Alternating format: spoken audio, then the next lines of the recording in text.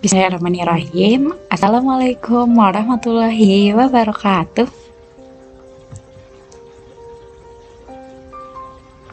Apa kabar teman-teman di rumah? Semoga teman-teman di rumah selalu dalam keadaan sehat walafiat ya.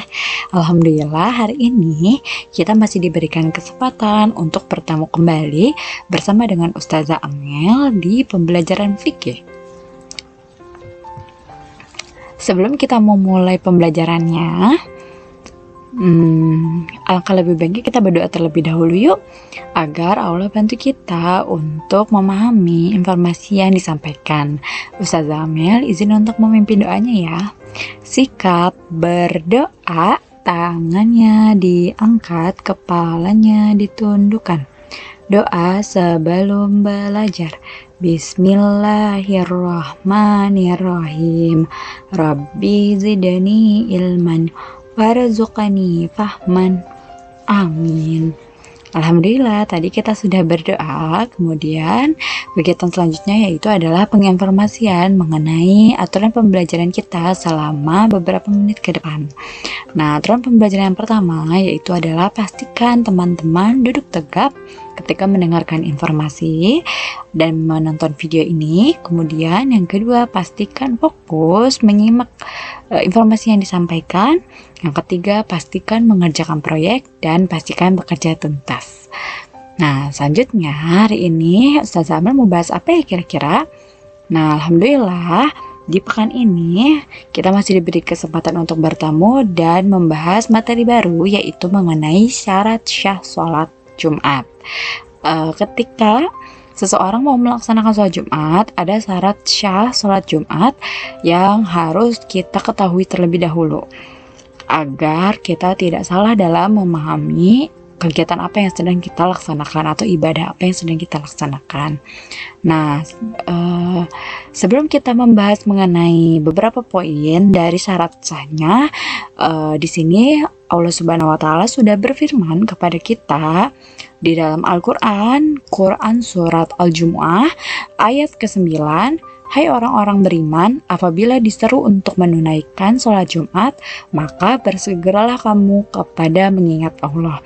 Artinya di sini Allah sudah menyerukan umat manusia, khususnya ikhwan, untuk menunaikan sholat Jumat. Maka ketika sudah masuk ke dalam waktu mendekati sholat Jumat, maka bersegeralah kamu datang ke masjid atau mengingat Allah.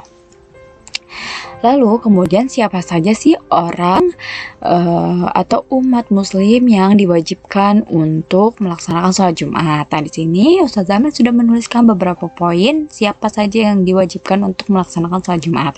Yang pertama yaitu adalah orang yang mukim, bukan musafir. Dalam artian orang yang mukim itu adalah orang yang tinggal di daerah tersebut. Misalnya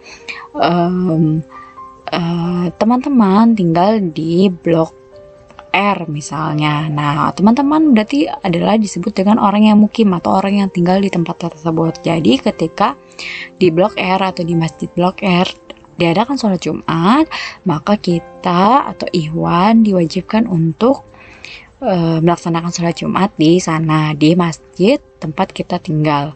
Lalu kemudian yang kedua yaitu adalah seorang pria. Jadi sholat Jumat ini diwajibkan untuk seorang pria saja, tidak untuk perempuan. Nah, perempuan tetap melaksanakan sholat zuhur sebagaimana mestinya. Yang melaksanakan sholat Jumat hanya seorang pria saja. Kemudian yang ketiga, sehat. Yang diwajibkan adalah yang sehat. Kalau yang sakit tidak diwajibkan, apalagi yang jika memang keadaannya sedang sakit parah. Lalu yang keempat, merdeka. Merdeka dalam artian kita bebas, bukan seorang budak yang di dalam aturan majikan kita atau dan lain sebagainya. Jadi kita adalah orang yang merdeka, yang bebas, yang paham bahwa seorang laki-laki punya kewajiban untuk melaksanakan sholat Jumat. Lalu yang terakhir yaitu selamat dari lumpuh. Di sini masuk ke dalam al-masu'ah al-fiqhiyah. Nih, selamat dari lumpuh maksudnya adalah orang yang sehat ya, seperti yang di poin ketiga itu orang yang sehat. Artinya ketika kaki kita masih berfungsi sebagaimana mestinya, berarti teman-teman Ikhwan punya kewajiban untuk melaksanakan sholat Jumat. Adapun jika memang kakinya lumpuh dan tidak dapat digerakkan, maka tidak diwajibkan. Tapi sekarang itu tidak menutup kemungkinan orang yang mempunyai keterbatasan fisik seperti lumpuh itu masih tetap bisa melaksanakan sholat, apalagi sholat Jumat. Masih bisa dilakukan, yaitu dengan cara sambil duduk. Jika tidak bisa sambil duduk, bisa sambil berbaring seperti itu. Jika memang keadaannya sangat ini, namun lebih baik duduk. Biasanya sih seperti itu ya. Kalau berbaring itu biasanya kalau sholat wajib di rumah itu baru mungkin lebih enak gitu ya. Kalau sedang memang dalam keadaannya tidak bisa apa-apa atau dalam keadaan lumpuh seperti itu. Kecuali memang lumpuhnya dari ujung kepala sampai ujung kaki. Nah itu memang tidak diwajibkan untuk melaksanakan sholat Jumat. Lalu kemudian pelaksanakan sholat Jumat bisa menjadi sah jika memenuhi syarat-syarat berikut ini. Nah, sekarang Ustaz Zamil akan membahas mengenai syarat sah sholat Jumat ini. Yang pertama yaitu adalah adanya khutbah. Jadi di dalam sholat Jumat itu perlu adanya khutbah. Lalu poin yang kedua, harus dilakukan dengan berjamaah. Dan poin yang ketiga yaitu mendapat izin khalayak ramai yang menyebabkan sholat Jumat masyhur dan tersiar. Bagaimana sih maksud dari 3 poin tersebut? Nah, Ustaz Zamil akan menjelaskan satu persatu dari poin tersebut. Nah, poin yang pertama yang tadi adalah adanya khutbah. Jadi khutbah ini memang adalah salah satu syarat sah sholat Jumat. Jika memang ketika sholat Jumat tidak dilaksanakan khutbah, maka sholat Jumatnya tidak sah. Oleh karena itu harus diulangi kembali, atau tidak mungkin sih kalau tidak ada khutbah. Pasti semua masjid yang sedang melaksanakan sholat Jumat pasti ada khutbah. Nah, khutbah ini harus dilaksanakan 2 kali khutbah karena sesuai dengan yang dilakukan oleh Rasulullah Shallallahu Alaihi Wasallam. Nah, ini juga 2 khutbah ini adalah pendapat dari mayoritas ulama yang biasa kita kenal, yaitu Imam Syafi'i, Imam Hambali, Imam Maliki. Nah, dari ketiga imam tersebut itu juga menginformasikan bahwa ketika khutbah itu harus ada 2 kali khutbah. Adapun pada Imam Syafi'i menambahkan bahwa ketika sedang berkhutbah itu ada urutannya atau ada syarat yang memenuhi khutbah tersebut. Yang pertama, hal apa yang dilakukan ketika khutbah yaitu khotib ya. Orang yang khutbah itu disebutnya khotib. Nah, khotib itu akan mengucapkan puji syukur kepada Allah yang pertama, kemudian yang kedua sholawat kepada Rasulullah Shallallahu Alaihi Wasallam, yang ketiga wasiat takwa, dalam artian maksudnya mensyiarkan atau memotivasi umat Islam dengan ilmu yang dia punya. Nah, seperti itu. Lalu kemudian yang keempat, membaca satu dari ayat Al-Quran pada salah satu dari 2 khutbah. Jadi di antara 2 khutbah itu dia membaca 1 ayat Al-Quran dan kemudian doa kepada kaum muslimin di khutbah kedua. Mungkin kalau teman-teman Ikhwan sering sholat Jumat, pasti teman-teman tahu memang seperti itu urutan daripada khutbah yang sering dilaksanakan di hari Jumat. Lalu kemudian yang kedua harus dilakukan dengan berjamaah. Ulama Syafi'iyah dan Hambali memberi syarat untuk melaksanakan sholat Jumat itu harus ada 40 orang terlebih dahulu untuk melaksanakan sholat Jumat. Lalu jika tidak ada 40 orang maka tidak sah, itu menurutnya. Tapi akan tetapi itu tidak sahih ya teman-teman. Jadi itu adalah pernyataan yang tidak sahih. Adapun di sini yang sahihnya yaitu adalah syarat daripada jamaah sholat Jumat itu adalah 1 orang imam dan 1 orang jamaah juga tetap bisa dilaksanakan. Walaupun 1 orang imam dan 1 orang jamaah itu masih tetap bisa dilaksanakan seperti itu. Dan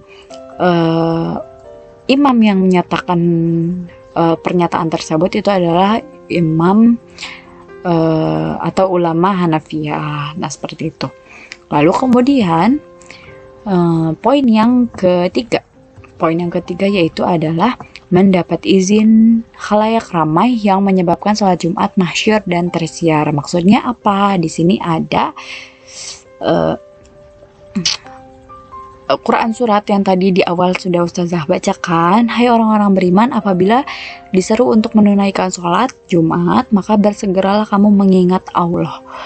Panggilan ini menunjukkan sholat Jumat harus tersiar dan tidak sembunyi-sembunyi meskipun dengan berjamaah. Jadi ketika sholat Jumat itu memang harus tersiar atau harus memang harus terbuka, harus masyarakat tahu kalau misalnya sedang dilaksanakan sholat Jumat seperti itu. Jadi ketika azan suaranya terdengar ke seluruh pemukiman tersebut, pemukiman di sekitar masjid tersebut. Ketika khutbah suaranya pun terdengar sampai ke pemukiman di sekitar masjid tersebut. Nah, itu adalah bentuk daripada syarat sah sholat Jumat, yaitu harus tersiar gitu, harus tidak sembunyi-sembunyi, harus diketahui oleh khalayak ramai seperti itu atau oleh masyarakat di sekitar masjid tersebut.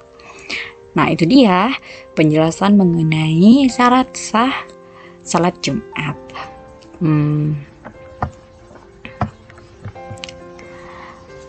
Mungkin cukup sekian materi yang dapat Ustazah Amel sampaikan. Adapun informasi mengenai proyek pembelajaran, yaitu teman-teman hanya akan menjawab pertanyaan yang sudah Ustazah Amel lampirkan di dalam lembar proyek di Google Classroom kalian masing-masing.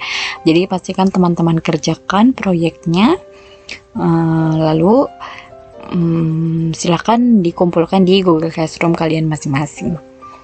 Mungkin cukup sekian saja yang dapat Ustazah Amel sampaikan. Terima kasih teman-teman yang sudah menyimak videonya hingga tuntas. Mari kita tutup dengan mengucapkan hamdalah bersama-sama. Alhamdulillahirabbil alamin. Segala puji bagi Allah Tuhan semesta alam.